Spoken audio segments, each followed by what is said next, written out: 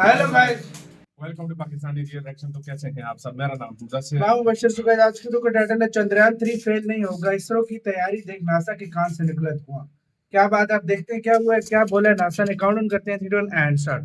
अचानक भारत के चंद्रयान पर आ गया बड़ा संकट।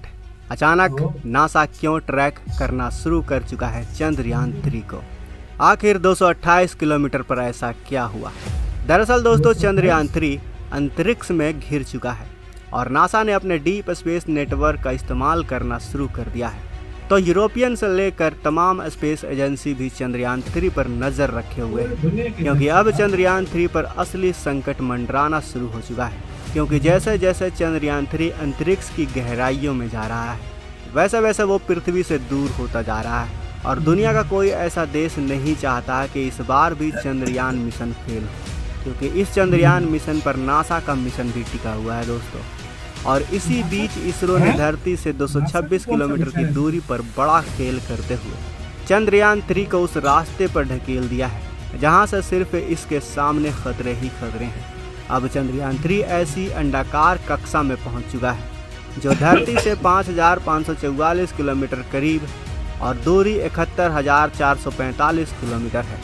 आपको बता दें कि इसरो द्वारा इसमें एक और बड़ा बदलाव करने की तैयारी चल रही है।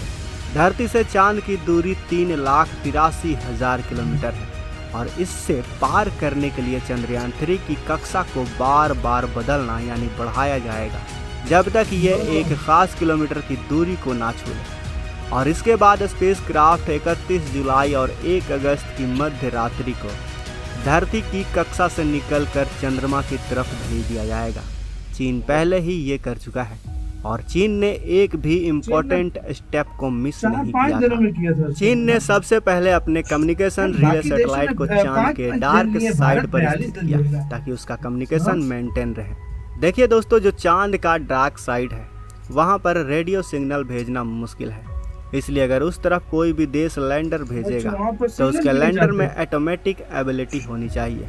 उसके कंप्यूटर इतने एडवांस होने चाहिए कि वो खुद ऑटोनोमस लैंडिंग में सक्षम हो सके। दोस्तों, जब हम डार्क साइड की बात करते हैं यानी चांद का वो हिस्सा जो हमेशा अर्थ से दिखाई नहीं देता, और वहीं नियर साइड को हम आराम से देख सकते हैं, इसलिए रेडियो कम्युनिकेशन करना यहाँ बहुत आसान होता है। पर डार्क साइड पर कम्युनिकेशन को स्थापित करने के लिए चीन ने जो तरीका निकाला उसमें कम्युनिकेशन सैटेलाइट को पहले डार्क साइड पर स्थापित कर दिया था।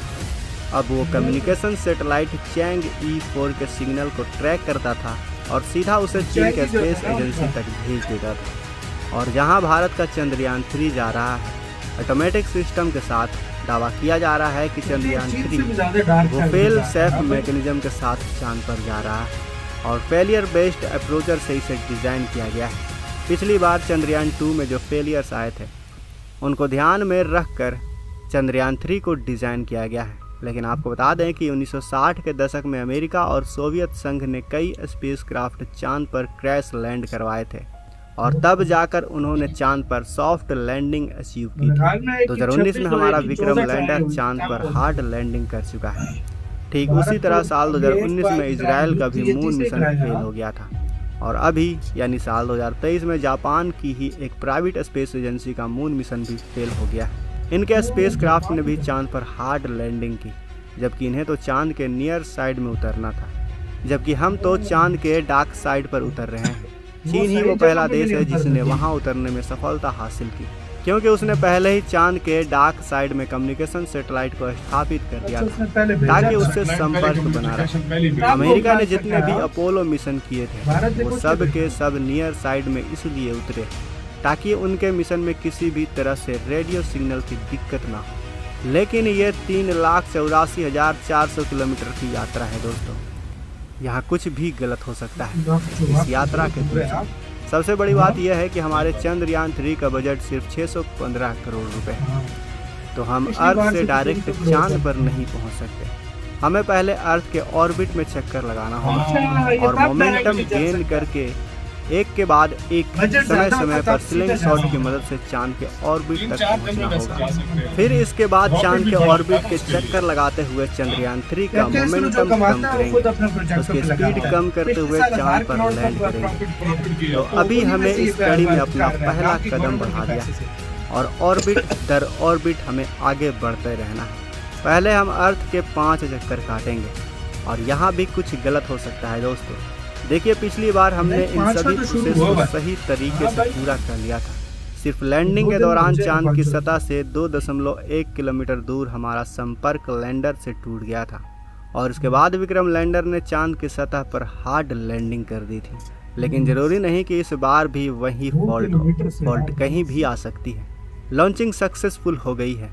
अब 5 ऑर्बिट को सक्सेसफुल क्रॉस करना है, जिसमें से हमने 2 ऑर्बिट को पहले ही क्रॉस कर लिया है। 5 हो हर गया, ऑर्बिट 5 में लाख हमें हो चंद्रयान 3 को चार अलग हो गया, अलग 5 से स्पीड शुरू। देनी है। अगर इसमें भी फॉल्ट आ गया तो पूरा मिशन फेल हो जाएगा। साथ ही हमें स्पीड का भी खासा ध्यान रखना पड़ेगा। अगर हमारे चंद्रयान 3 की स्पीड कम हुई तो हम कभी भी मून तक पहुंच नहीं पाएंगे और अगर हमारी स्पीड जरा सी भी तेज हुई, हमारी गति जरा से भी तेज हुई तो भी हम चांद के ऑर्बिट में घूम नहीं पाएंगे। हम चांद के ऑर्बिट को पार करते हुए चांद से बाहर निकल जाएंगे और फिर हमारा चंद्रयान हमेशा के लिए अंतरिक्ष की गहराइयों में खो जाएगा। जरा सोचिए दोस्तों, कितना मुश्किल है हमारा चंद्रयान मिशन। हमारे वैज्ञानिक इससे निपटने के लिए किस तरह से तैयारी कर रहे होंगे। अगर सब कुछ ठीक रहा और किसी तरीके से हमारा चंद्रयान चांद के ऑर्बिट में इंटर भी कर जाता है तो फिर उसके सामने और भी कई सारे दिक्कतें होंगी। आपको बता दें कि जब लैंडिंग का टाइम आएगा, इसे लेकर खुद इसरो चीफ ने इस हिस्से को 15 मिनट्स ऑफ टेरर नाम दिया है, क्योंकि यही वो समय होता है जब लैंडर की स्पीड को 6000 किलोमीटर प्रति घंटे की रफ्तार से जीरो में लाना होता है। तो ऐसी स्थिति में जो रिजर्व थ्रस्टर रहते हैं उनका काम करना भी काफ़ी ज़रूरी हो जाता है। दोस्तों, ऑटोनोमस लैंडिंग काफ़ी ज़्यादा टफ होती है। इस पे हमारा कोई कंट्रोल नहीं होता। हम पूरी तरह से मशीन पर निर्भर होते हैं और जो हमारा लैंडर जा रहा है उसमें जो कंप्यूटर फिट किया गया है वो AI की मदद से ही नीचे उतरेगा। सबसे बड़ी बात, जो इंजन है वहाँ पर उतरने के लिए काफ़ी इम्पोर्टेंट है। उसका हर थ्रस्टर सही वक्त सही एल्टीट्यूड पर काम करे तो हमें इसके लिए एक्यूरेट स्कैन करना होगा। चांद की सतह की अच्छे से जांच करनी होगी। उसके बाद उसके अकॉर्डिंग चंद्रयान 3 को एडजस्ट करते हुए धीरे धीरे उतरना होगा और इसे ही सॉफ्ट लैंडिंग कहा जाता है। इसी सॉफ्ट लैंडिंग को अचीव करना इसरो के लिए काफ़ी मुश्किल है और इसी चीज़ की तैयारी हमारे वैज्ञानिक 3 सालों से कर रहे हैं दोस्तों। ऐसे ही कर दो यार, वीडियो खत्म यार। बहुत वो दरअसल उधर की जमीन एक तो खराब है और मैं कहता हूँ दुनिया को किसी देश की हिम्मत नहीं हुई उस एरिया पे उतरने की जहाँ पर इस टाइम भाई भारत उतरने की कोशिश कर चांद पे मिशन का सिस्टम चेक करो। हाँ। न स्पीड ज्यादा हो न स्पीड कम हो।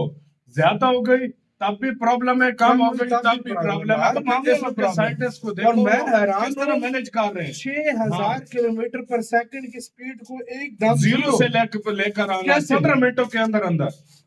कैसे लाएंगे यार? यहाँ मतलब से 15 मिनट के अंदर यहाँ अंदर से कैसे कंट्रोल सिग्नल कर रहे हैं। इसरो के साइंटिस्ट के ऊपर बहुत बड़ा प्रेशर होगा। बहुत ज्यादा उस दिन यार। जिस दिन लैंडिंग कराएंगे भाई। हमें हाँ। आज पता चला है कि यार ये वैसे कोई जो है ना ऐसे वो नहीं speed कर कम सकता। करो, ऐसा सब कुछ होगा। सब कुछ होता तो है। मैं कहता हूँ क्या कितनी खाला मेहनत जी करनी का वाड़ा पड़ी नहीं है भाई चांद पे जाना। वाकई में हिम्मत कितनी रखनी मेहनत पड़ती है। होगी। हाँ। जापान जैसी टेक्नोलॉजी वाले देश का क्रैश लैंडिंग कर गया। इजराइल को देख लो, इजराइल नहीं कर सबको देख सका। लो। मैं यूएई कहता ने हूँ- भेजा था, पता नहीं उसका भी शायद नहीं किया। हाँ। और ये तब 42 दिनों में जा रहा है। बजट डिपेंड करता है। हाँ, इसरो गवर्नमेंट से ज्यादा बजट नहीं लेता। अपने जो प्रॉफिट तुम्हें होता पता है इसरो उससे, हाँ। इसरो जो है ना जिस तरीके से वो जितना भी बजट होता है वो हाँ, खुद का कार्य खुद होता करता है, है। हाँ। स्टार्ट में गवर्नमेंट ने सपोर्ट किया था हाँ। लेकिन उसके बाद इसरो खुद नहीं अपने किया, लिए अभी करता खुद है। किया। पिछले हाँ। साल 1000 हाँ, करोड़ 1000 करोड़ का हुआ। प्रॉफिट किया। तो ये उसी से ही हाँ, कर रहा है सब उसी कुछ से जो भी ये कर रहा है। मिशंस कर रहा है। हाँ। तो इसरो को ये चीज दाद देनी ये पड़ेगी अपने सल्यूट है पैसे यार में। उनको को किस तरह वो अपने बलबूते पर इतना आगे बढ़कर चले गए नहीं तो यार, और मैं तो- कंपनीज होती है नासा वगैरह, मैं कहता हूँ टैक्स पेयर की चूस रही है उनको। सही बात है। इतना उनसे पैसा वो लेती है इतने government बिलियंस से। ऑफ डॉलर्स हाँ। तो इंडिया वो सॉरी अमेरिकन गवर्नमेंट से लेती है सही वो। बात है, सही हाँ। बात है। तो ये चीज होती है। आपको जिसका कहना है अपने कमेंट सेक्शन में करना बहुत ज्यादा ख्याल रखिएगा तो यार।